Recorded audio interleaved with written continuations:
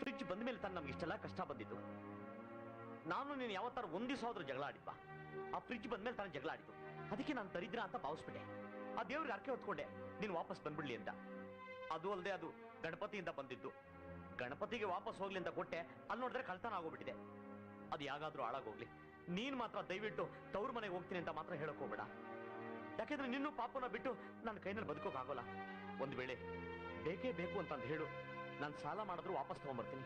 ನೀವೇನು ಸಾಲ ಮಾಡಕ್ ಹೋಗ್ಬೇಡಿ, ಹಾಸಿಗೆ ಇದ್ದಷ್ಟು ಕಾಲ್ ಚಾಚೋಣ. ಲಕ್ಷ್ಮಿ, ಈ ಮಾತನ್ನ ನೀನ್ ಹೇಳ್ತಾ ಇದ್ಯಾ? ಈ ಫ್ರಿಡ್ಜು ಮಿಕ್ಸಿಗೋಸ್ಕರ ನಾವಿಬ್ರು ಜಗಳ ಮಾಡೋದ್ ಬೇಡ ರೀ. ನಮ್ಮಿಬ್ರು ಜಗಳದಲ್ಲಿ ಪಾಪ ಜೀವನ್ ಬಡವಾಗೋದ. ನಿಜ ಹೇಳ್ಬೇಕು ಅಂದ್ರೆ ನಿಮ್ಮನ್ನು ಬಿಟ್ಟು ನನ್ಗೊಬ್ಳಿಗೆ ಇರೋಕ್ಕಾಗಲ್ಲ ರೀ. ಅದು ನನಗೆ ನನ್ನ ತವ್ರ ಮನೆಗೆ ಹೋದ್ಮೇಲೆ ನನಗೆ ಗೊತ್ತಾಯ್ತು. ಇನ್ನು ಯಾವತ್ತು ನಾನು ನಿಮ್ಮನ್ ಬಿಟ್ಟು ನಾನು ಹೋಗಲ್ಲ ರೀ.